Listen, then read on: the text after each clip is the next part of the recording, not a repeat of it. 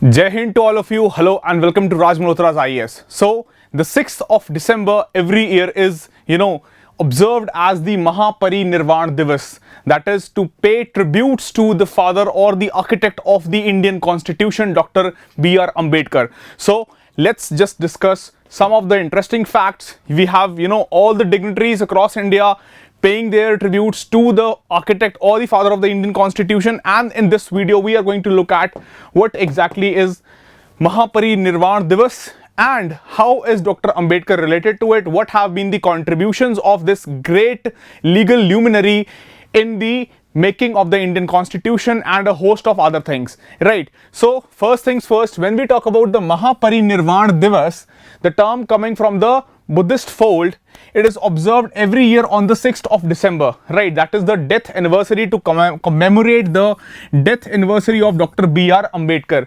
Now, this term basically, Parinirvan, which is a term coined from or coming from the Buddhist fold, is basically, it means release or freedom after death. So, this commemorates the death anniversary of Dr. B.R. Ambedkar. Why exactly is this associated with Dr. B.R. Ambedkar? You must all be knowing that he was, he adopted the Buddhist fold en masse, and that is why, owing to his status as a great Buddhist leader also, this term has been associated with the death anniversary of Dr. Ambedkar. Apart from this, when we talk about, the contribution of Dr. Ambedkar, and also from your UPSC exam, civil services exams perspective, then it becomes relevant for you to have a knowledge of multiple dimensions of Dr. Ambedkar, not just from the GS paper 1, GS paper 2, GS paper 3. How exactly? We'll discuss just in a moment. So, if we talk about, the role of Dr. Ambedkar in the drafting of the Indian Constitution, he played a pivotal role certainly in being the head of the Constituent Assembly. Like he said that Constitution is not a mere lawyer's document, but rather it is a vehicle of life. Its spirit is always the spirit of age. What exactly or what precisely Dr. Ambedkar was trying to say, that as the society evolves, as the social needs evolve, so is the case with the Constitution. That is, it also needs to evolve with the spirit of the age, right?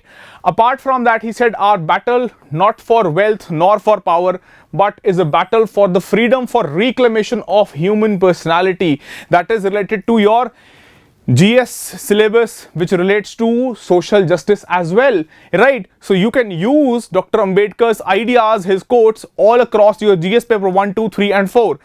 Apart from that, when we talk about his other contributions, that is his relentless efforts, in shaping the Indian Constitution the way we have it today, is certainly significant.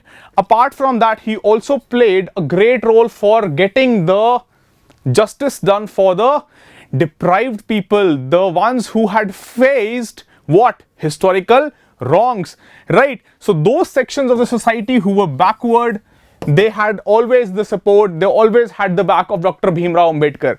Apart from that, he led the Dalit Buddhist campaign from the front and relentlessly fought for their equal human rights and betterment. He himself, during his early days in the career also, during his days of childhood also, faced immense form of atrocities, right? Discrimination, and that is why this was so close to his heart. ये इनके दिल के इतने करीब था एक cause कि इसके लिए इन्होंने मरते दम तक जो है जितनी भी भरपूर कोशिश ये कर सके, जोरदार जितनी भी अपनी तरफ से एफर्ट्स लगा सके, he tried and do so, right? Then if we talk about, if we little bit go into the history also, then the historic Pune Pact, for which Mahatma Gandhi was also almost on the same page with Dr. Ambedkar. He signed on behalf of him the Pune Pact of 1932, right? So that was another historic contribution, we would say, which goes to the cap of Dr. B.R. Ambedkar. But this is not just the end of it. Why? Because apart from all these things, when we talk about the multiple dimensions or the multiple facets to the personality of Dr. Ambedkar, his role cannot be limited to just the contribution for the framing of Indian Constitution or to his own field of legal, or you can say the jurisprudence, right? But that also goes to the field of economic justice. He talks about the ideas of, economic justice as an original economic thinker. Why do we call him an original economic thinker? Because he neither supported completely Marx, neither did he support completely Keynes. I believe that you must have heard about the economic theories of John Maynard Keynes. Certainly the theories put forth by Karl Marx, right? So he was neither the complete supporter of Keynes nor Marx, but what he said was that certainly you have to pick the best from all and you have to collaborate all those things. His basic premise, I would say that he also said that at each level of government you need to have appropriate sources of revenue for the expenditure. That is, you also talk about the Panchayati Raj institutions, the third tier of the government, right? So the third tier of the government, it needs to have its own financial backing. That was said by Dr. Ambedkar way back, even before your 73rd and 74th Constitutional Amendment Acts were enacted, right? So such was, the far-sightedness of this legal luminary. Then apart from all this, he also talks about cooperative farming, which he moots that is desirable for small landholders and small workers. And this also, mind you, is inextricably linked with the Dalits, because most of these people, the Dalits, they are the ones who are either landless or they are having very small pieces of land. So certainly this was one idea of cooperative farming which was also advocated by him, right? So now you can imagine that if we talk about from the exam perspective also, it becomes important from your GS paper 1, that is, it becomes important from the GS paper 2, certainly polity and the governance part of it. All these ideas lead to what? All these ideas lead to the emancipation of the downtrodden and also giving them a voice in the governance processes. So it achieves, or it makes us move forward on the path of achieving good governance as well. Then it also has a component to it of social justice, right? Certainly these people, they were and they still are in the need of social justice. So that relates to your GS paper 2 also. Apart from that, if we talk about the economic justice, then it also traverses to the GS paper 3, and certainly it has undertones of ethicality, how the state should conduct its affairs in an ethical fashion, so as to provide these people all the answers for all the wrongs which they have been facing, right?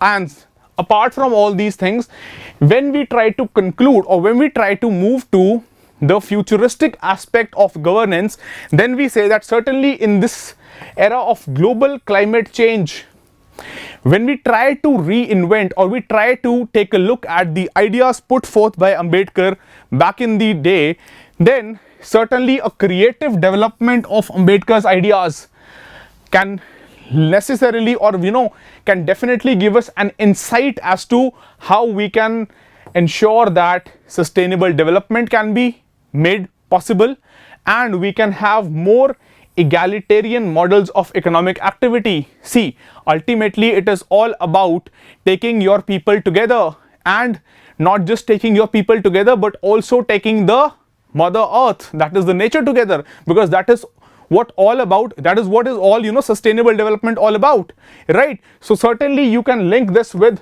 the United Nations Sustainable Development Goals also, right? And to find answers to all those things, Ambedkar and his ideas are still very much relevant, very much significant in the challenges which the humankind is facing in today's age, right? So that almost brings us to an end of this video, but before we do so, let's quickly take a look at some of the very famous sayings for which Ambedkar is known, that democracy is not merely a form of government, it is primarily a mode of associated living, that is people living together, of conjoint communicated experience.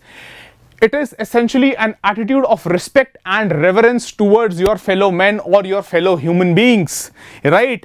Apart from that, humans are mortals, so are the ideas. So what Ambedkar was trying to say, that the ideas need to be fueled, the ideas need to be sustained, and democracy is also one such idea. Democracy will not survive by its own. Democracy has to be sustained. It has to be promoted, right? And that is what we are witnessing across the world these days. है ना?